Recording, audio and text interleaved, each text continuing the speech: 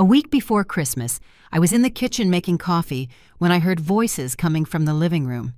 It was Amanda, my daughter, talking on the phone. Her tone was casual, carefree, like she was planning a vacation or picking out a new dress. I moved closer slowly without making a sound because something in her voice made me stop. Then I heard her say it clearly. Just leave all 8 grandkids with her to watch and that's it. She has nothing else to do anyway. We'll go to the hotel and enjoy ourselves in peace. I felt the floor open up under my feet. I stood there paralyzed behind the door, the mug still in my hand, trying to process what I had just heard. It wasn't the first time I had heard something like that, but never so direct, so cold, so completely lacking any consideration for me. Amanda kept talking, even laughing. Yes, Mark already booked the hotel on the coast. We're going to enjoy these days without the kids. Robert and Lucy agree too.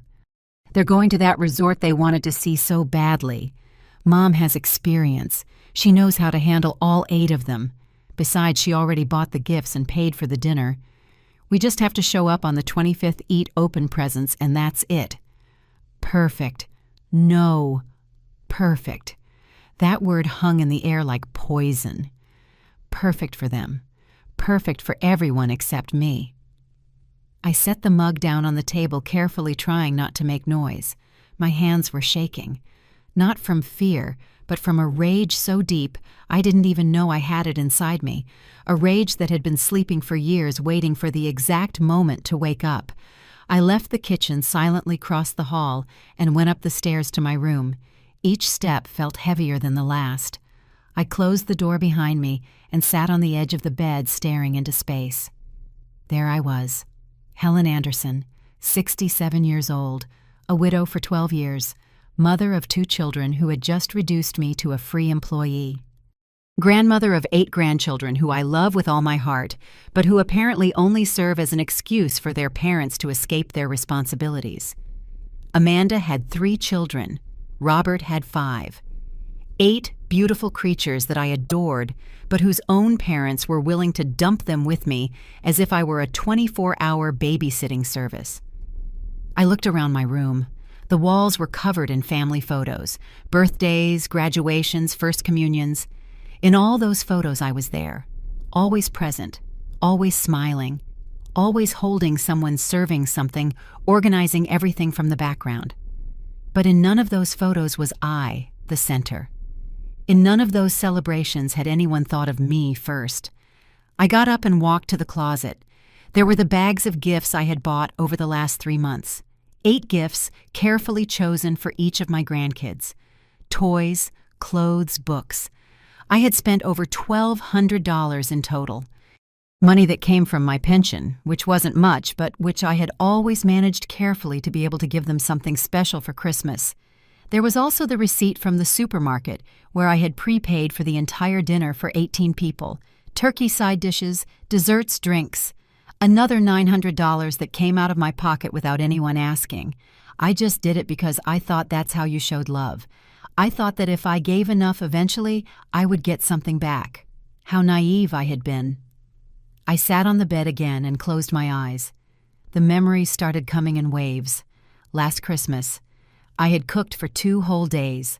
Amanda and Mark arrived late, ate quickly and left early because they had a party with friends. Robert and Lucy did the same. The kids stayed with me until midnight.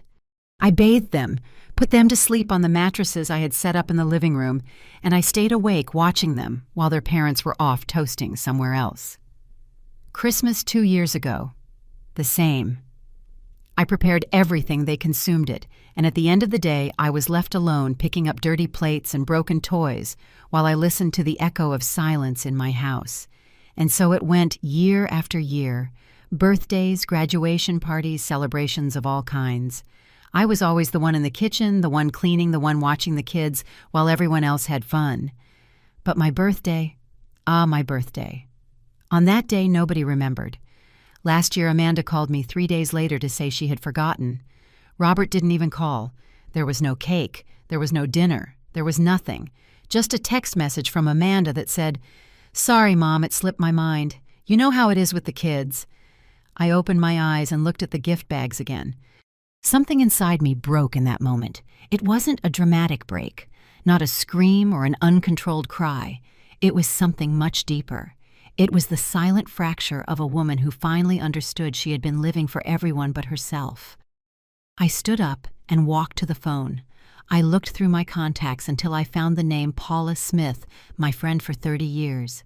Paula had invited me the week before to spend Christmas with her in a small town near the beach. I had turned down the invitation because of course I had to be with my family. I dialed her number. It rang 3 times before she answered. "Helen, what a surprise. How are you?" "Paula," I said, and my voice came out firmer than I expected. "Is your invitation for Christmas still open?" There was a brief pause on the other end of the line. Then Paula's warm voice answered, "Of course it is." What happened? Nothing. I lied. Or maybe it wasn't a lie. Maybe something was finally happening, something important. "I just decided that this year I want to do things differently." "That sounds perfect. We'll leave on the morning of the 23rd. I was planning to go to that little town on the coast where everything is quiet. No pressure, just rest and the ocean." "That sounds exactly like what I need." We hung up, and I stared at the phone in my hand. Something had changed. I didn't know exactly what, but I felt it. It was as if after years of carrying an invisible weight, someone had finally given me permission to set it down. I went back down to the kitchen. Amanda was no longer in the living room. She had probably left without even saying goodbye like she always did. I picked up my notebook and started writing a list. It wasn't a shopping list or a to-do list for Christmas dinner. It was a list of things I was going to cancel. I sat in the kitchen with the notebook open in front of me. The pen in my hand felt heavier than usual. Outside, the December sun was starting to set behind the buildings, painting everything orange and gray. Inside me, something dark was also beginning to move. I wrote the first line. "Cancel supermarket order. $900 that would go back into my account. $900 that I had painstakingly saved, calculating every penny of my pension to give them a decent dinner. A dinner they wouldn't even appreciate." I wrote the second line. "Return gifts. $1,200 more." Money I had saved for months, depriving myself of things I needed so I could see my grandchildren's faces light up when they opened their presents. But their parents weren't even going to be there to see it. They were going to be in hotels at resorts having fun while I did the work.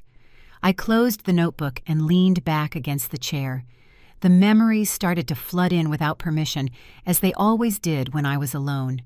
I remembered Christmas 5 years ago. It was the first Christmas without my husband. He had died in October, and I was still broken inside, trying to pretend everything was fine. Amanda called me 2 weeks before Christmas and said, "Mom, you're going to cook like always this year, right? The kids are expecting your turkey. We don't want to disappoint them." I had just lost the love of my life, and my daughter was asking me to cook. She didn't ask how I was. She didn't offer to help. She just reminded me of my obligation. And I did it. I cooked the turkey, I prepared the side dishes, I decorated the house, I put on a nice dress and smiled when everyone arrived. No one mentioned my husband. No one made a toast to his memory. It was as if he had never existed. They ate opened presents and left. I was left alone that night, sitting on the sofa, looking at the leftover food and wondering if anyone would notice if I just disappeared. I also remembered my 65th birthday. It was 2 years ago. I wasn't expecting much, I never did, but that particular day I had woken up with a small spark of hope. Maybe Amanda would remember. Maybe Robert would show up with the kids. Maybe someone would make me feel like my existence mattered. I waited all day. I made coffee in case someone came. I baked a small cake, feeling ridiculous for doing it for myself. The hours passed. The phone didn't ring. No one knocked on the door. At 8 at night, I finally got a message from Amanda. "Sorry, Mom, the day just flew by." "Happy belated birthday." Robert didn't even write. I ate a slice of cake alone in the darkness of my kitchen, wondering at what point I had become invisible to my own children. But the worst part wasn't the forgotten birthdays or the lonely Christmases. The worst part was all the times I became useful to them. I remembered when Amanda had her first child. I was excited to be a grandmother. I thought it would be a beautiful experience we would share together. But from day one, Amanda turned me into her personal nanny. "Mom, come watch the baby. I need to sleep. Mom, keep him tonight. We have an important dinner. Mom, take him to the doctor. I have work." It was never, Mom, thank you. It was never, Mom, how are you? It was always, Mom, I need you to do this, and I did it. Of course I did, because I thought that's how it worked. I thought that if I made myself indispensable, if I solved all their problems, eventually they would see me. They would value me. They would love me the way I needed to be loved. But it didn't work like that. The more I gave, the more they asked. The more I did, the more they expected. I became a resource, not a person. A solution, not a mother. Robert was no different. When he and Lucy had their first child, the story repeated itself. Midnight calls because the baby wouldn't stop crying and they didn't know what to do. Entire weekends watching the kids because they needed time for themselves. They never paid me. They never truly thanked me. They just assumed I would always be there available with no life of my own, no needs of my own. And the saddest part is that I let it happen. I trained my children to treat me this way. Every time I said yes when I wanted to say no. Every time I smiled when I was breaking inside. Every time I swallowed my pain so I wouldn't make anyone uncomfortable. I built this prison. I forged the chains myself. I got up from the chair and walked to the window. Outside, the neighbors' Christmas lights were starting to turn on, bright colors trying to cheer up the winter darkness. But inside me, there was only gray. I thought about all the Christmases before, all the times I had decorated this house alone, all the trees I had put up without help, all the dinners I had prepared while my children arrived late or didn't arrive at all. I thought about last year when Amanda asked me to watch her 3 kids for 4 days because she and Mark were going on an anniversary trip. I agreed, of course. The kids got sick during those days, high fevers, vomiting. I didn't sleep for 3 nights, taking care of them, taking them to the doctor, giving them medicine. When Amanda came back tanned and rested, the first thing she said to me was, "Mom, the kids look terrible. What did you feed them?" She didn't ask how I was. She didn't thank me for staying up all night. She blamed me. And I said nothing. I just lowered my head and apologized. I also remembered when Robert asked to borrow money 2 years ago. He needed to pay off a debt and assured me he would pay me back in 3 months. It was $2,000, almost everything I had saved for emergencies. I gave him the money. 3 months passed, 6 months passed, a year passed. He never paid me back. And when I finally gathered the courage to ask him about it, he looked at me as if I were the selfish one. "Mom, I'm in a tough spot right now. I can't give you that money. I thought you gave it to me as a gift. You're my mother. You're supposed to help me without expecting anything in return." I was speechless, because he was right about one thing. I had always given without expecting anything in return. But that didn't mean it didn't hurt. That didn't mean it didn't make me feel used. I went back to the table and opened the notebook again. I started writing a different list. It wasn't a list of things to cancel. It was a list of all the times I had been invisible. My 63rd birthday. No one came. Mother's Day last year. I got a generic text message. Christmas 3 years ago. I cooked for 15 people. No one stayed to help me clean. The time I was in the hospital for an infection, Amanda said she couldn't visit because she had yoga. When I sold my mother's jewelry to help Robert with his business, he never thanked me. The list grew. Page after page, years and years of moments when I had been treated as secondary, as someone whose existence only mattered when it was convenient for others. When I finished writing, I looked at the pages full of black ink and realized something. I had ceased to exist for them a long time ago. I had become a function, a service. I was no longer Helen. I was no longer the woman who had dreams, desires, needs. I was just Mom, the problem solver, Grandma, the caregiver, her the one who is always available. I closed the notebook forcefully. The sound echoed in the empty kitchen. Something inside me hardened in that moment. It wasn't hate. It wasn't revenge. It was something much simpler and more powerful. It was the decision to never disappear again. I couldn't sleep that night. I lay awake staring at the ceiling, listening to the silence of the house. A silence I knew all too well.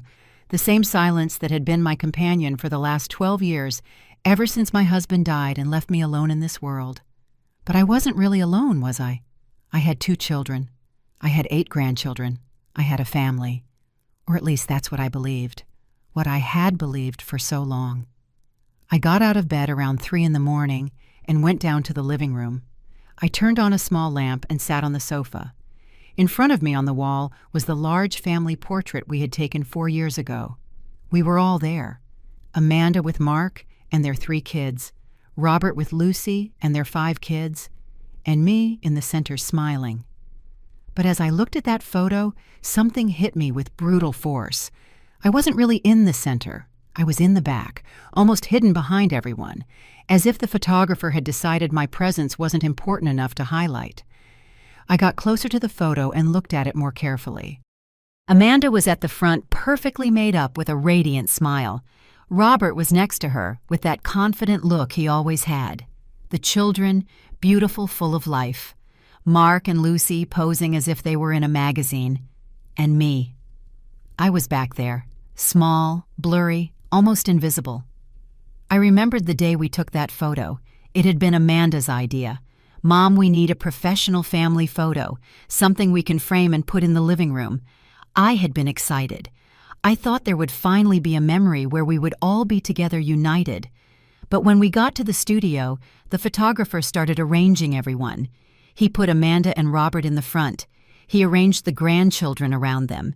He placed Mark and Lucy in strategic positions, and then he looked at me and said, "You stand in the back, ma'am. That way you don't block anyone." I obeyed. Like I always did. I stood in the back. I didn't block anyone. I let everyone else shine while I stayed in the shadows. Amanda reviewed the photos and was thrilled. "It looks beautiful, Mom. You look perfect back there, perfect back there." Those words now burned me like acid. I moved away from the portrait and walked to the other side of the living room where there was a small shelf with more photos. Photos of birthdays, graduations, parties. I started to look at them one by one. In the photo of Amanda's graduation, I wasn't there. She had told me there were only tickets for her husband and kids. "You understand, Mom. Space is limited." I understood. I always understood. In the photo of Robert's first child's baptism, I was cut in half. Someone had decided the important part of the photo was the baby and the parents. My face was split by the edge of the frame. In the Christmas photo from 3 years ago, I was in the kitchen serving food. I wasn't at the table with them. I wasn't making a toast. I was working. Like always, I kept looking, photo after photo. And in all of them, it was the same. I was absent, cut off, blurry, or simply in the background doing something useful. I was never the center. I was never the protagonist. I was always the accessory. I sat on the sofa again with an old album in my hands. It was an album from when my children were little. Photos of when Amanda was 5 and Robert was 7. Photos of birthdays, of beach vacations, of afternoons in the park. In all those photos I was present, smiling, hugging them, kissing them, being their mom. At what point did I stop being their mom and become their servant? I remembered a specific moment. Amanda was 16. She had come home from school furious because a friend had betrayed her. I was cooking, but I dropped everything to listen to her. I sat with her for 2 hours, drying her tears, giving her advice, making her laugh.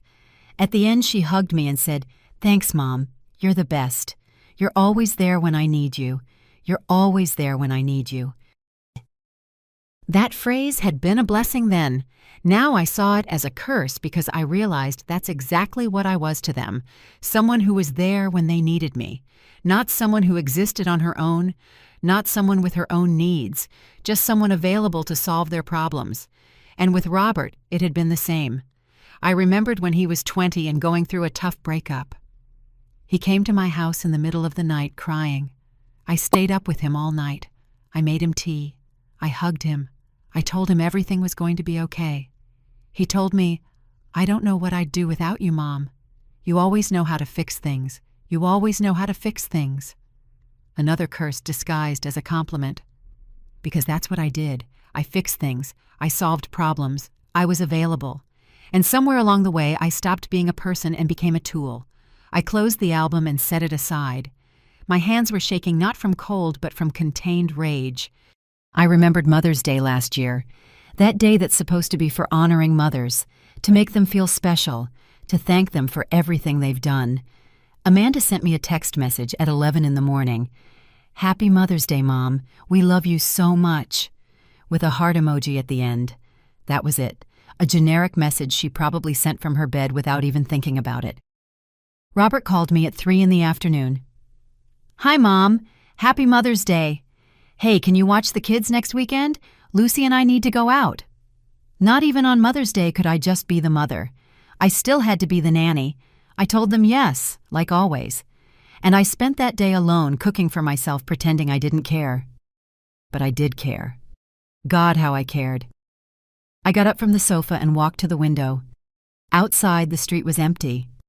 The neighbors' Christmas lights were still on, twinkling in the darkness. Green, red, gold, colors that promised joy, colors that lied. I thought about all the times I had put up those same lights in my house, all the times I had decorated the tree alone, all the times I had tried to create a warm, welcoming atmosphere for my family. And what had I gotten in return? Nothing. Absolutely nothing. I remembered the year I got sick. It was 3 years ago. A bad pneumonia that left me in bed for 2 weeks. The doctor told me I needed complete rest and that someone should take care of me. I called Amanda. "Mom, I can't. The kids have activities and Mark is busy with work, but I can send you some soup. How does that sound?" She never sent the soup.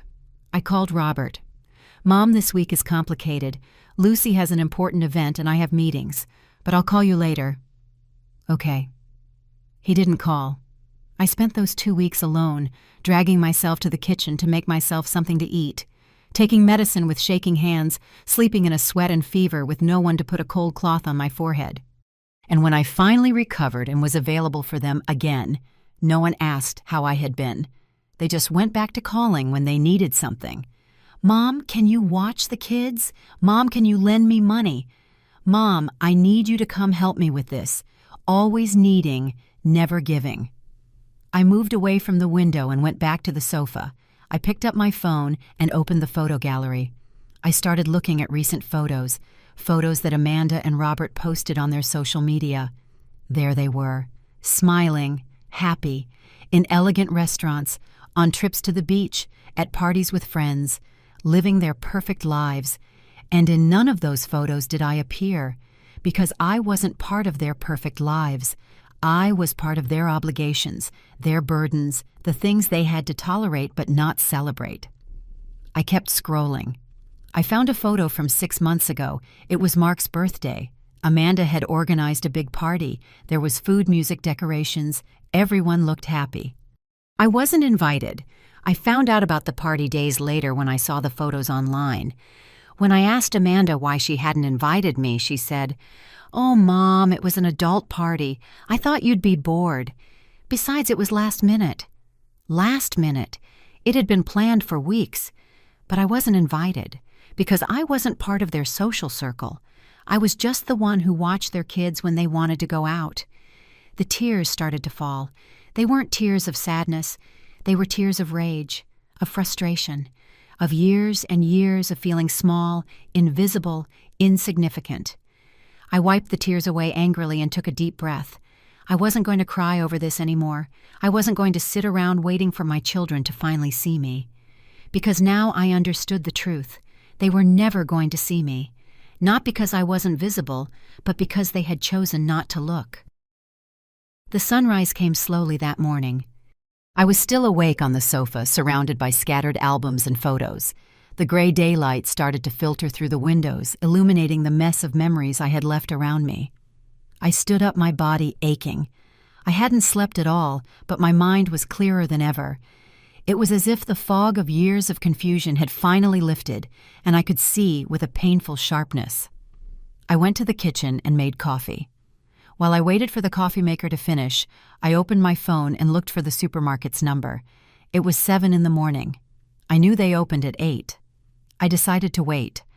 I sat at the table with my steaming mug of coffee in my hands. The warmth of the liquid comforted me, anchored me to the reality of what I was about to do. It wasn't revenge I felt. It was something deeper. It was the conscious decision to stop sacrificing myself for people who had never valued it. It was choosing myself for the first time in decades. At 8 o'clock sharp, I dialed the supermarket's number. A friendly voice answered on the other end. "Good morning, Central Market. How can I help you?" "Good morning. I need to cancel an order I placed for Christmas. The name is Helen Anderson." There was a pause while the person looked in the system. "Yes, here it is. A large order for 18 people, turkey full-side dishes, desserts. The total is $900. "Are you sure you want to cancel it? It's almost ready to be delivered on the 23rd. "Completely sure. Please cancel it." "Understood. The full refund will be issued to your card within 3 to 5 business days. Is there anything else I can help you with?" "No, that's all. Thank you." I hung up the phone and stared at it. $900 that would come back to me. $900 I could use for myself, for something I wanted, for something that made me happy. Next on my list were the gifts. I had bought 8 gifts at different stores over the last 3 months. Some still had receipts, others didn't, but I was going to try to return them all. I got dressed quickly and left the house. The first store opened at 9. I arrived 15 minutes early and waited in the parking lot. When the doors finally opened, I went straight to the returns counter. "Good morning. I need to return this." I put a large box on the counter with a construction set I had bought for Robert's oldest son. It had cost $150. The employee checked the receipt. "It's within the return period. Any problem with the product, no. I just changed my mind." "Understood. Refund to the card or store credit?" "Refund to the card." She processed the return and handed me the receipt. $150 back. I went to the second store. I returned a bicycle I had bought for one of Amanda's daughters. $200 more. Third store, a large doll with accessories. $100. Fourth store, clothes for 3 of the grandkids. $220. Store after store. Return after return. Some employees looked at me curiously. An old woman returning so many toys days before Christmas. They probably thought it was strange, but I didn't care what they thought. By 2 in the afternoon, I had gotten back $100. There were 2 gifts I couldn't return because I had lost the receipts. I left them in a donation box outside a church. Let other children enjoy them, children whose parents might actually value their grandmothers. I returned home exhausted, but with a strange feeling in my chest. It wasn't joy. It wasn't sadness. It was something like relief, like when you finally stop carrying something heavy that you've been holding for too long. I sat in the living room and dialed Paula's number. "Helen, what a surprise. How are you, Paula, about that trip to the beach? How long were you planning to stay?"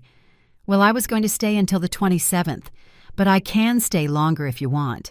In fact, I was thinking of spending New Year's there, too. It's a quiet place, perfect for resting. Can I go with you? I mean, not just for Christmas. I want to go for longer. A week, maybe 2. There was a pause. Then Paula said softly, "Helen, are you okay? Can you tell me?" And then it all came out. I told her about the conversation I had overheard, about Amanda and Robert planning to leave me with all 8 kids while they went on vacation, about all the years of being invisible, about the forgotten birthdays and lonely Christmases, about feeling used and discarded. Paula listened in silence. When I finished, her voice was firm and warm. "Helen, listen to me carefully. You are coming with me. We leave on the morning of the 23rd, and we don't come back until you want to. We're going to spend Christmas and New Year's at the beach, eating well, resting with no pressure from anyone. And if anyone calls you, you don't answer. Do you hear me? You don't answer.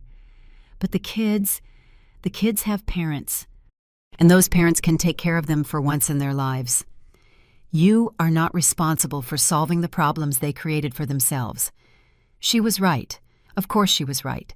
But decades of conditioning don't disappear with one conversation. "I'm scared, Paula. Scared of what they'll say, of what they'll think. And what about what you think, about what you feel?"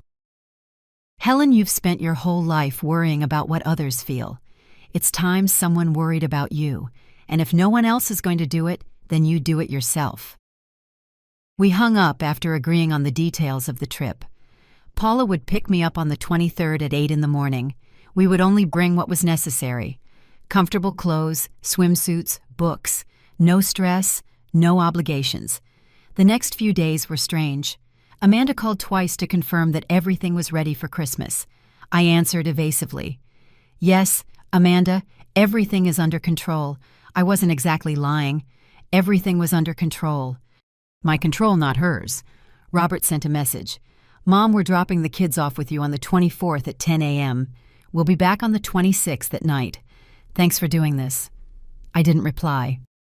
I just left the message on read. On the night of December 22nd, I started to pack. I took a small suitcase out of the closet and put it on the bed. I didn't need much. A pair of comfortable pants, light blouses, sandals, my swimsuit that I hadn't worn in years. While I was packing, the doorbell rang. It was late, almost 9 at night. I went downstairs puzzled and opened the door. It was Amanda. She had a bag in her hand and a forced smile on her face. "Hi, Mom. I brought you this." She held out the bag. Inside were packages of cookies and juice boxes. For the kids. You know how they like their snacks. She didn't invite herself in. She didn't even ask how I was. She just handed me the bag like someone delivering a package. "Amanda," I said in a calm voice, "I need to tell you something." She glanced at her watch. "Mom, I'm in a hurry. Mark is waiting for me in the car. It can be quick." I looked at my daughter. I really looked at her. I saw the woman she had become, successful, confident, well-dressed, but I also saw her for what she was, someone who had learned to use people without even realizing she was doing it.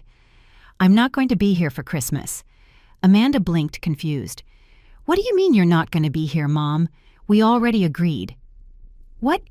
You agreed? I didn't agree to anything. I heard your conversation last week. I know you plan to dump all 8 kids on me while you and Robert go on vacation." Her face stiffened. "You were listening to my private conversations. I was in my own house. You were the one talking loudly without caring if I heard or not. Mom, it's not a big deal. It's just a few days. The kids adore you." "It's not a big deal," I repeated slowly. "It's not a big deal to use me as a free babysitter. It's not a big deal to assume I have no life of my own. It's not a big deal that you never ask me what I want. What are you talking about? We've always included you, included me. Amanda, I wasn't invited to Mark's birthday. I wasn't invited to your anniversary last year. The only time you include me is when you need something from me. You're exaggerating. No, I'm seeing things clearly for the first time in years." Amanda sighed with impatience. "Fine. So what do you want? You want us to pay you? Is that it?" Her words hit me like a slap. "Pay me." As if that was what was missing. As if the problem was money and not the absolute lack of respect and love. "I don't want your money, Amanda. I want you to see me. I want you to value me. But I realize that's never going to happen. So I've decided to do something different this year. I'm going on a trip. I'm leaving tomorrow morning and I'm not coming back until after New Year's."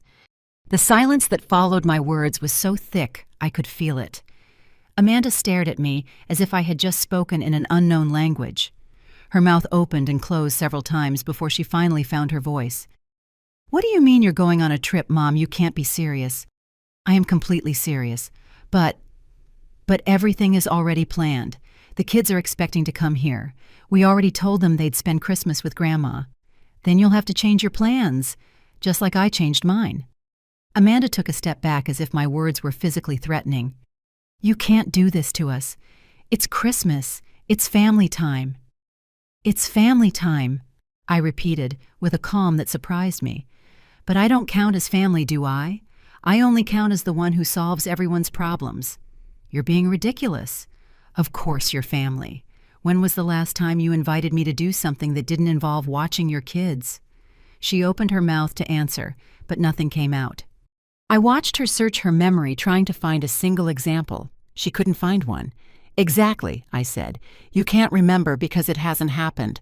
I only exist to you when you need me. Mom, you're misinterpreting everything. We've been busy, it's true, but that doesn't mean we don't love you. Love without actions is just empty words." "Amanda." Her face started to turn red. I recognized that expression. It was the same one she made when she was a child and didn't get her way. "So what are we supposed to do with the kids? Robert and I already paid for the hotels. We already made the reservations. We can't just cancel everything. That's not my problem." "Not your problem. They're your grandchildren." "Yes, they're my grandchildren. But they're your children. Your responsibility, not mine." Amanda shook her head in disbelief. "I don't recognize you. This isn't you. You're right. This isn't the woman you've known all your life. That woman let you walk all over her. This new version has decided that enough is enough, and you're going to do this. You're going to ruin your grandchildren's Christmas just to make a point." Her words were designed to make me feel guilty, and they worked. For a moment. I felt the familiar pang in my chest, the urge to back down to say I was exaggerating to go back to my usual role.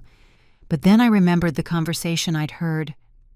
Just leave all 8 grandkids with her to watch, and that's it. I remembered all the forgotten birthdays, all the lonely nights, all the moments I had been invisible to my own family. "I'm not ruining anything," I said, my voice firm. "You ruined the respect you should have had for me years ago. I'm just picking up what's left of my dignity. This is pure selfishness. Dad would be disappointed in you.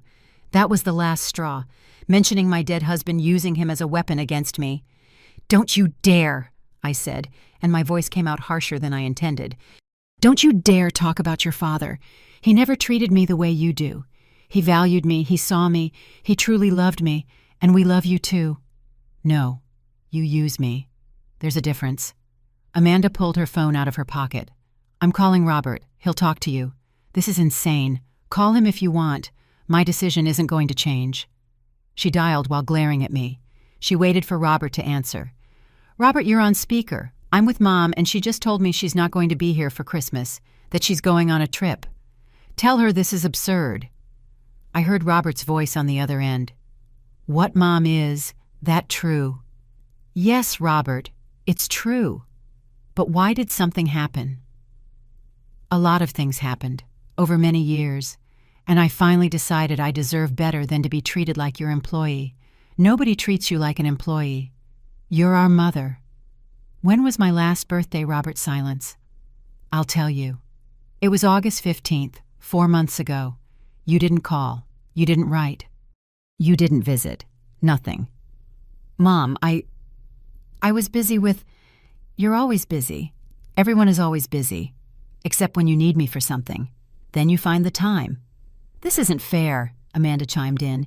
"You're punishing us for something we didn't even know was bothering you. It bothered me because you never stopped to ask. You never cared how I felt. You only cared about what I could do for you." Robert spoke again. "Mom, we can talk about this after Christmas, but right now we need you to be available." I finished for him. "That's the word you're looking for. You need me to be available." "Well, guess what? I'm not available anymore. So what are we going to do?" Robert's voice sounded more irritated than concerned.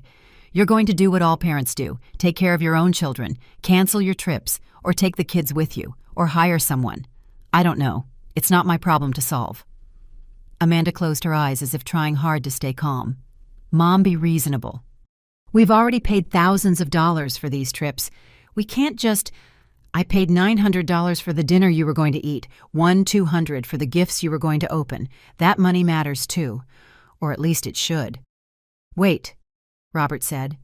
"You canceled the dinner and the gifts." I returned them, every single one, and I got my money back.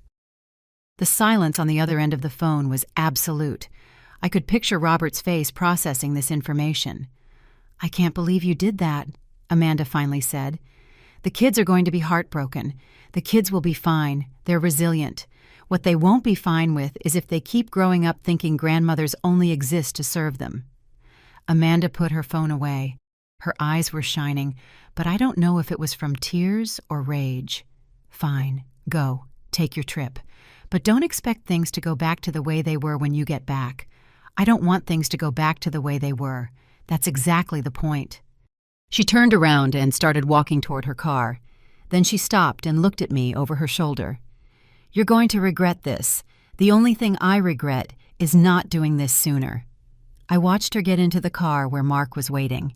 Even from a distance I could see her tense body language as she told him what had happened. The car sped off and disappeared into the darkness. I closed the door and leaned against it. My hands were shaking. My heart was pounding. But I didn't feel bad. I felt liberated.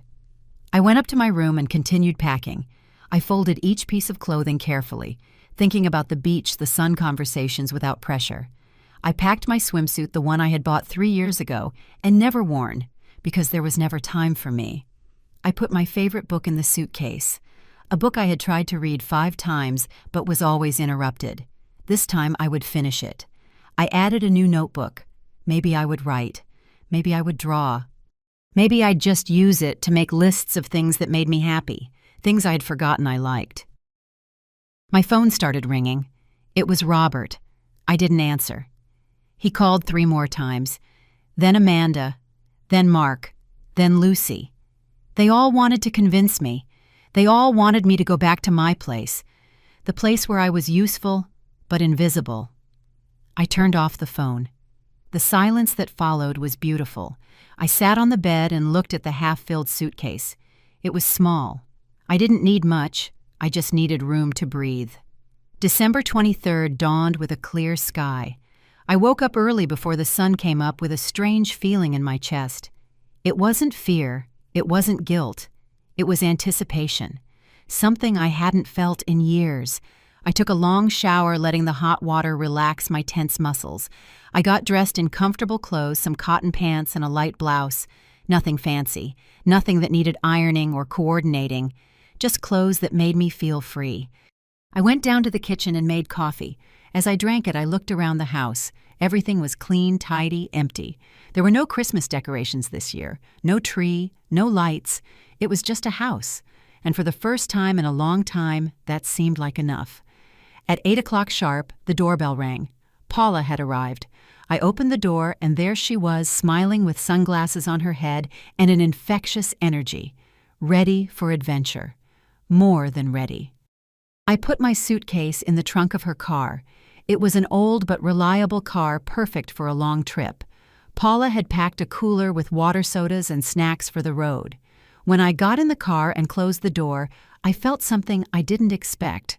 Absolute relief. As if I had just dropped a weight I had been carrying for decades. "Everything good?" Paula asked as she started the car. "Everything's perfect." We left the city behind. The streets became less congested, the buildings smaller, until finally there was only the open road in front of us. Paula put on soft music, nothing Christmas-related, just calm melodies that filled the silence without demanding attention. We didn't talk much for the first hour. I looked out the window, watching the landscape go by. Open fields, trees, small towns that appeared and disappeared. I felt like I was waking up from a long, confusing dream. "Did they call?" Paula eventually asked. "Many times." I turned off the phone. "Good job." "Paula, do you think I'm a bad person?" She glanced at me. "Why would you ask that?" "Because I left my grandkids without Christmas." "Because I canceled everything." "Because I left." Paula sighed. "Helen, tell me something. If a friend of yours told you this story, if she told you her kids use her, that they never value her, that they only look for her when they need something, what would you tell her?" I thought about it for a moment. "I'd tell her she deserves better." "Exactly. So why don't you deserve the same?" I didn't have an answer for that. Or maybe I did, but I had never allowed myself to say it out loud. I had spent so many years believing my value was in what I could give, in what I could do for others, that I had forgotten I also had the right to receive. We kept driving. We stopped once for gas and to stretch our legs. Paula bought coffee and sweetbread. We sat on a bench outside the gas station, eating in comfortable silence. "The town we're going to is small," Paula said. "There's not much to do, but that's the point. It's quiet. The people are friendly. There's a beautiful beach. And the house I rented has a terrace where you can watch the sunset. Sounds perfect. There's no internet at the house. Well, there is, but it's terrible. So you'll basically be disconnected. Even better." We arrived in town around 2 in the afternoon. It was exactly as Paula had described it. Small, picturesque, with pastel-colored houses and cobblestone streets. The sea breeze reached us, carrying the smell of salt and freedom. The house Paula had rented was modest but cozy. 2 bedrooms, a small kitchen, a living room with large windows facing the beach. Everything was simple, clean, calm. "This is your room," Paula said, opening a door. It was a small room with a bed covered in white sheets, a nightstand, and a window with an ocean view. I left my suitcase on the floor and went to the window. The ocean stretched out infinitely in front of me, shining under the afternoon sun. The waves broke gently on the shore. A few seagulls flew in circles. I stood there just looking, and something inside me began to loosen, something that had been tight for years. "I'm going to make something to eat," Paula said from the doorway. "Rest for a bit if you want." I sat on the bed and took a deep breath. The air here tasted different. Cleaner, freer. I turned on my phone for just a moment to see if there were any real emergencies. 53 missed calls, 27 text messages, all from Amanda, Robert, Mark, Lucy. The messages started with confusion, then moved to anger, then to attempts at manipulation. "Amanda, the kids are crying. This is what you want." "Robert, I called the supermarket. They confirmed you canceled everything. This is a level of selfishness I never imagined from you." "Mark, Helen Amanda is very upset. This isn't good for her health. You need to come back." "Lucy, I don't understand what we did wrong. We've always treated you with respect." I read each message without feeling what I expected to feel. I didn't feel guilt. I didn't feel the urge to respond. I just felt a clear distance between them and me. I turned the phone off again and put it in the bottom of my suitcase. Paula called me from the kitchen. "Food's ready." I left the room and found a simple table, but full of good things. Fresh salad, grilled fish, rice, fruit. Simple food that had been prepared with care. We ate slowly, without rushing, talking about unimportant things. The weather, the colors of the sunset, the plans for the next few days. "Tomorrow is Christmas Eve," Paula said. "I thought we could walk on the beach in the morning. There's a small market downtown where they sell crafts. And at night, if you want, we can make a simple dinner here or go to the town restaurant. Whatever you prefer is fine with me. Helen, this trip is for you. What do you want?" The question took me by surprise. What did I want? It had been so long since anyone had asked me that. "I want to walk on the beach," I said slowly. "I want to see the market. And at night, I want a quiet dinner here, stress-free." Paula smiled. "Then that's what we'll do." That afternoon, we walked on the beach. The sun was beginning to set and everything was turning golden. I let the water touch my feet. It was cold, but refreshing. Paula walked beside me, picking up shells now and then. There were other people on the beach, families with children building sandcastles, couples walking hand in hand, groups of friends laughing. Everyone seemed at peace. No one seemed to be carrying the weight of the world on their shoulders. "Do you know what hurts the most?" I said suddenly. "What? That they didn't even notice I was disappearing. They didn't even notice I was only there when they needed me. I was invisible for years and they never cared." Paula stopped and took my arm. "Helen, look at me. You are not invisible. They chose not to see you. There's a huge difference. And just because they couldn't see your value doesn't mean you don't have it." Her words hit me hard. I felt the tears coming, but this time I didn't stop them. I let them fall freely while the sound of the waves accompanied them. Paula hugged me. She didn't say anything else. She just held me while I cried out years of accumulated pain. When I finally pulled away, I wiped my tears and looked at the horizon. The sun was touching the water now, creating a path of light on the waves. "Thank you," I said to Paula. "For what?" "For seeing me, for being here, for not judging me. That's what real friends do." We returned to the house as it was getting dark. Paula made tea, and we sat on the terrace wrapped in light blankets, listening to the constant sound of the sea. We didn't talk much. There was no need. The company was enough. That night I slept deeply for the first time in weeks. No nightmares, no anxiety, just a deep, restorative rest. December 24th dawned bright and warm. I woke up to the sound of seagulls and the smell of fresh coffee coming from the kitchen. For a moment I didn't remember where I was. Then it all came back to me. I was far away. I was free. I was choosing myself for the first time in decades. I got up slowly, no rush. Paula was already in the kitchen making breakfast. Toast, fresh fruit, orange juice. "Good morning. How did you sleep better than I have in years?" We had breakfast on the terrace watching the sea. The water was calm this morning, almost like a mirror reflecting the sky. Some people were already walking on the beach, taking advantage of the cool hours before the sun got stronger. "Ready for the market?" Paula asked. "Ready." We walked to the center of town. The streets were livelier than the day before. Christmas music played from the shops, but it wasn't the loud commercial music of the city. It was soft, almost comforting. The market was small, but charming. There were stalls with local crafts, handmade jewelry paintings by local artists. Everything had a personal touch, as if each piece carried the story of its creator. I stopped at a stall selling woven bracelets. They were simple but beautiful, each in different colors. The woman selling them was older, probably my age. She had wrinkled but strong hands, hands that had worked a lifetime. "They're beautiful," I told her. "Thank you. I make them myself. Each one is unique. How much is this one?" I pointed to one in shades of green and white. $15. I took the money from my purse and bought it. I put it on my wrist, and I liked how it felt. Light, simple, mine. Paula bought some earrings. We kept walking, stopping at different stalls, no pressure, no schedule. It was the first time in years I could do something like this. Just walk, just look, just exist without anyone needing anything from me. At one of the stalls there were handmade notebooks.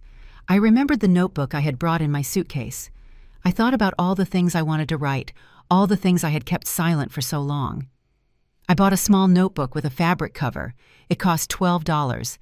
I'd have it as a backup for when the other one filled up with words that needed to come out. Around noon, we returned to the house. It was hot now, and we decided to spend the afternoon at the beach. Paula brought umbrellas and towels. I put on my swimsuit for the first time in 3 years. I looked at myself in the mirror before leaving. My body had aged. There were wrinkles, stretch marks, the marks of time, but it was also the body that had carried 2 children, the body that had worked tirelessly, the body that had sustained me through everything. At another time, I would have criticized myself. I would have thought about everything that was wrong. But today, I just felt gratitude. This body had brought me here, to this moment of freedom. We spent the afternoon under the umbrella. Paula read a book. I just watched the sea, feeling the sun on my skin, listening to the waves. There was peace here, a peace I didn't know could exist. At some point in the afternoon, I turned on my phone briefly. More messages, more calls. Now there were also messages from numbers I didn't recognize. Probably friends of Amanda and Robert recruited to make me feel guilty. One message in particular caught my eye. It was from Amanda. We had to cancel everything. The hotels wouldn't give us our money back. Robert is furious. The kids won't stop asking about you. I hope you're happy. I read the message twice. I expected to feel something. Guilt maybe. Remorse. But all I felt was a cold clarity. This was not my responsibility. It never should have been. I replied for the first time. "I'm sorry you had to change your plans. The children have parents. It's time for you to act like it." I sent the message and turned off the phone again. Paula looked at me. "Everything okay?" "Everything is perfect." That night, instead of an elaborate dinner, we made something simple. Pasta with fresh vegetables, salad, a glass of wine. We ate on the terrace as the sun dipped below the horizon. "Merry Christmas Eve," Paula said, raising her glass. "Merry Christmas Eve," I replied. We toasted, and the sound of the glasses clinking was soft and clear. There were no fireworks, no expensive gifts, no stress, just 2 friends sharing a quiet dinner by the sea. "You know what's strangest?" I said after a while. "What?" "That I don't miss anything I left behind. I thought I'd feel bad. I thought I'd miss the kids, the traditions, all that Christmas madness. But I don't. I just feel relief. That's because you're finally where you're supposed to be, with yourself." I slept deeply again that night. I dreamed of the sea, of walking on the beach, with no destination, of having time for everything and being in a hurry for nothing. Christmas Day dawned just as beautiful. Paula and I had a late breakfast, no alarms, no obligations. Then we went for a walk on a trail that bordered the coast. The scenery was breathtaking. Rocks, wild vegetation, the sea stretching out infinitely. In the afternoon, we decided to go to the town restaurant. It was a small, family-run place. There were other people there also spending Christmas quietly. An elderly couple, a group of friends. Everyone seemed happy, relaxed. We ordered fresh fish and a bottle of white wine. The food was delicious, prepared with care and love. It wasn't an elaborate 15-course dinner. It was simple, but it had something the dinners I used to prepare never had. I could enjoy it without worrying about serving others. As we were eating, my phone started vibrating in my purse. I ignored it. It kept vibrating. Paula looked at me. "Are you going to answer no?" But the vibration continued, insistent, annoying. Finally, I took the phone out. It was Amanda calling over and over. I sighed and answered. "Yes. Mom." Her voice sounded different, controlled but tense. "We need to talk. I'm busy." "You're busy," she repeated in a tone I couldn't quite decipher. "It's Christmas Day, and you're busy." "That's right. Robert and I are coming to your house tomorrow. We need to resolve this." "There's nothing to resolve, Amanda. I've already made my decision." "You can't just leave and pretend you don't have responsibilities." "My only responsibilities are to myself. You are adults. You have to learn to manage your own lives." "And the kids, it's not their fault." "The kids aren't at fault for anything, but it's not my job to raise them either. I already raised my children. Now it's your turn." "I don't recognize you." "Well, that's because the woman you knew no longer exists. She got tired of being invisible." There was a long pause. Then Amanda spoke in a lower, almost threatening voice. "Fine. If this is what you want, perfect. But don't expect us to look for you when you get back. Don't expect us to include you in anything. You made your decision. Now live with the consequences." "I'll live with them perfectly fine." I hung up before she could respond. My hands were shaking slightly, but not from fear. From something like liberation. Paula was watching me from across the table. "How do you feel?" "Free." That night back at the house, I sat on the terrace with the notebook I had bought. I opened the first page and started to write. Today is Christmas, and I am where I want to be. For the first time in my life, I chose my own peace over the expectations of others. And I don't regret it. I kept writing. About the years of silence, about the moments of invisibility, about learning that saying no isn't selfishness, it's self-love. I wrote until my hand ached, and when I finally closed the notebook, I felt something I hadn't felt in years. Hope. The following days passed in a calm I had never known. Paula and I got up late, had breakfast on the terrace, walked on the beach, read, talked. There were no schedules, no pressures, just time moving slowly and softly like the waves. On the afternoon of December 28th, I was reading in the living room when I heard my phone ring. I had left it on, but on silent. This time it wasn't a call. It was a message from an unknown number. I opened it curiously. "Helen, this is Lauren Morris, your neighbor. Amanda and Robert are here. They've been knocking on your door for the last hour. I thought you should know." I read the message twice. So they had followed through on their threat. They had come looking for me. I pictured the scene. Amanda furious, banging on the door. Robert pacing back and forth impatiently. Both of them expecting me to appear to apologize to go back to my place. I replied to Lauren, "Thank you for letting me know. I'm out of town. I won't be back until after New Year's. If they come back, please don't give them any information about me." Lauren replied quickly, "Understood. Take care." I put the phone aside and went back to my book, but I couldn't concentrate. I knew this wasn't over. I knew that eventually I would have to face them. That night, as we ate dinner, I told Paula what had happened. "And what are you going to do when you get back?" she asked. "I don't know yet, but I know I'm not going back to being who I was before." "What if they don't accept that?" "Then they don't. I can't control how they react. I can only control how I react." Paula nodded. "You're going to be fine, Helen. You're stronger than you think." On December 29th, we decided to do something different. Paula had heard about a small art gallery in the next town over. We took the car and went to explore. The gallery was small but full of beautiful works. Paintings of local landscapes, wooden sculptures, black and white photographs. All created by artists from the region. There was one painting in particular that caught my eye. It was an older woman, sitting in a wooden chair looking out at the sea. Her posture was calm, almost meditative. There was something in that image that resonated deeply with me. "It's beautiful," I told the gallery owner. "A local artist painted it. he explained. She says it represents the peace that comes after the storm. How much is it? $250. It was more than I had planned to spend. But something about that painting spoke to me. It was like seeing my own transformation reflected in oil. I'll take it. Back at the house, we hung the painting in the living room. Paula stepped back to admire it. It's perfect for you.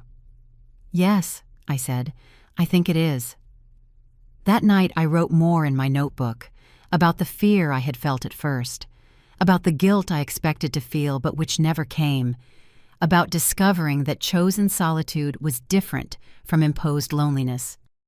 On December 30th, as we were walking on the beach, my phone rang. This time it was a number I recognized. It was Mark Amanda's husband. I hesitated before answering. Then I decided it was time to face this directly. Yes. Helen, I need to talk to you. His voice was serious, almost formal. I'm listening. Amanda is devastated.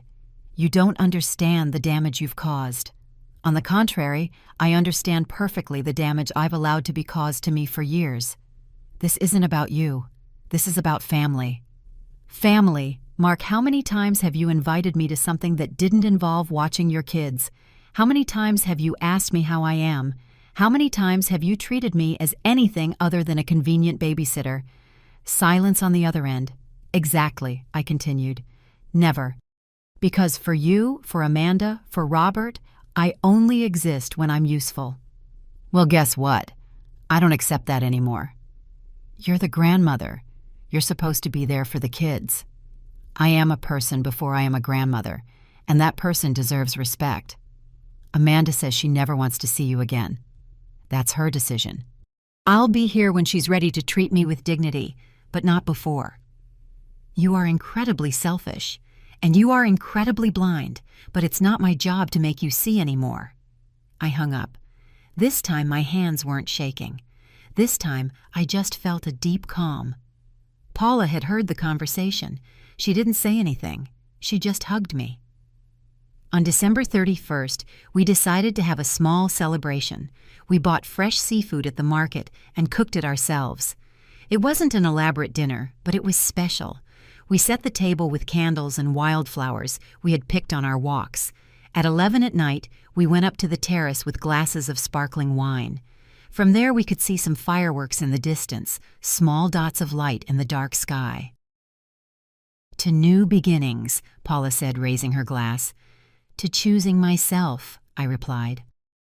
We toasted as the midnight bells began to chime from the town church. January 1st dawned quietly. Paula and I spent the day doing not much of anything, just existing, just being. In the afternoon, I received another message. This time, it was from Robert. Mom, this has gone too far. You need to come back and fix this. Amanda won't stop crying. The kids are asking for you. Dad wouldn't have wanted this. I read the message several times. The attempt to use my dead husband as an emotional weapon didn't work anymore. He had been a good man. He had valued me. And if he were alive, he would have understood why I did what I did. I replied, Robert, your father taught me that true love is not manipulation. He taught me that relationships are built on mutual respect. If Amanda is crying, maybe it's time for you to reflect on why. If the kids are asking for me, tell them their grandmother loves them, but that she also loves herself. I'll be back in 2 days. When I am, things are going to be different. You either accept the new Helen or we have nothing more to talk about. I sent the message and turned off the phone. On January 2nd, Paula and I packed our things. The drive back was quiet. I looked out the window, processing everything I had experienced in those days. I wasn't a different person. I was the same person I had always been, but finally free from the chains I had allowed to be put on me. When we arrived at my house, Paula helped me with my suitcase. Are you going to be okay? She asked. I'm going to be perfect. We hugged. Thank you for everything, Paula, for seeing me, for being there. When you want to repeat the trip, let me know. I watched her drive away. Then I went into my house. It was exactly as I had left it. Clean, tidy, empty. But now that emptiness didn't scare me. It was space. Space to build something new. I hung the painting I had bought on the living room wall. The woman looking at the sea now looked at me, reminding me who I was now. That night as I was making tea, the doorbell rang. I looked out the window. It was Amanda and Robert, together, with serious faces. I took a deep breath. It was time for the final conversation. I opened the door, but I didn't invite them in. "We need to talk," Amanda said. "Then talk." Amanda and Robert stood on the doorstep looking at me as if they didn't recognize me. Maybe they didn't. The woman they had known all their lives would have opened the door wide, invited them in, made coffee, done everything possible to soften the tension. But that woman was gone. "You're not going to let us in?" Robert asked in a tone that tried to be commanding, but sounded more like confusion. "That depends on what you've come to say." Amanda crossed her arms. Her face was tense with dark circles under her eyes, revealing sleepless nights. But I didn't feel the need to fix that. It wasn't my job to fix the consequences of their own decisions. "We came to talk about what happened," Amanda said. "About how you ruined Christmas for the whole family." "I didn't ruin anything. You created an unsustainable situation, and I simply refused to be a part of it." "You left us hanging," Robert chimed in. "We lost thousands of dollars on reservations we couldn't cancel. We had to spend Christmas with 8 screaming kids asking for you. And I spent Christmas in peace for the first time in years. It was a choice. Mine." Amanda took a step forward. "Do you know how hard it was to explain to the kids why their grandmother abandoned them? I didn't abandon anyone. I refused to be used. There's a difference." "This is ridiculous," Robert said. "You're our mother. You're supposed to be there for us." "I was your mother my entire life. I raised you. I cared for you. I sacrificed everything for you. But you're not children anymore. You're adults with your own families. And I am no longer obligated to solve all your problems." "So what?" Amanda looked at me, her eyes shining. "We're not your family anymore. We don't matter. You stopped treating me like family a long time ago. You turned me into a service, something useful but not valuable." "That's not true." "No." I held her gaze. "When was my last birthday, Amanda?" She opened her mouth, but nothing came out. "August 15th, almost 5 months ago. You didn't call. You didn't visit. You didn't even send a message until 3 days later. And you, Robert? Not even that." Robert looked away. "We've been busy. You're always busy, except when you need me for something." "This is an exaggeration," Amanda said. "Yes, we've been busy, but we've always loved you. Love without actions is just noise. You loved me when it was convenient. You looked for me when you needed something. But when I needed something, when I was sick, when I was lonely, you were never there." Amanda wiped away the tears that were starting to fall. But this time, I didn't feel the urge to comfort her. These were tears she needed to cry. "So now what?" Robert asked. "You're just cutting us out of your life." "I'm not cutting you out. I'm setting boundaries. I will no longer be available every time you need me. I will no longer pay for things you should be paying for. I will no longer watch your children every time you want to escape. I have my own life, and it's time for me to live it." "But you're the grandmother," Amanda insisted. "Yes, I am the grandmother, and I love my grandchildren. But loving them doesn't mean sacrificing my dignity. If you want me to be a part of your lives, it's going to be on my terms, with respect, with consideration, with reciprocity." "This is selfishness," Robert said. "Call it whatever you want. I call it self-respect." There was a long silence. Amanda and Robert looked at each other, communicating in that silent language only siblings share. Finally, Amanda spoke. "And what if we can't accept that? Then we have nothing more to talk about. The door is open when you're ready to see me as a person, not a resource. But I'm not going to beg for your respect, not anymore." Amanda turned and started walking to the car. Robert stayed a moment longer, looking at me with an expression I couldn't decipher. There was something there, maybe confusion, maybe the first flicker of understanding. "I never thought you'd do something like this," he finally said. "Neither did I, but it turns out I'm stronger than both of you believed." He nodded slowly and followed his sister. I watched them get in the car and drive away. I didn't feel sadness. I didn't feel relief. I just felt calm. I closed the door and leaned against it. My legs were shaking slightly, not from fear, but from the adrenaline of finally having said everything I needed to say. The next few days passed in a strange stillness. My phone didn't ring. There were no messages. There were no attempts at contact. It was as if my children had decided to follow through on their threat to disappear from my life. And strangely, I didn't feel empty. I felt free. I started to build a new routine. I woke up when my body wanted to, not when an alarm forced me. I ate breakfast slowly, savoring every bite. I read the books I had bought years ago, but never had time to open. I signed up for a painting class at the community center. I met other women my age, women with their own stories, their own battles, their own victories. We formed a small group. We got together on Thursdays to paint and talk. One of them, Sonia Miller, told me her own story, how her children had also used her for years, how she had finally said enough, and how after a difficult year her children had come back with a different attitude. Not all of them come back, she warned me. Some never understand. But even if they don't, you'll be fine, because you finally have yourself. She was right. A month passed, then 2. March arrived with its warmer days and longer nights. I was still living my new life, quiet, independent, at peace. One Tuesday afternoon, I was in my garden planting flowers when I heard the gate open. I looked up and saw Robert standing there alone with his hands in his pockets. "Hi, Mom." I took off my gardening gloves and stood up. "Robert, can I come in?" I thought about it for a moment. Then I nodded. "You can come in." We went into the house. I poured him some water. We sat in the living room with the painting of the woman looking at the sea, watching over us from the wall. "Nice painting," he said. "I bought it on my trip."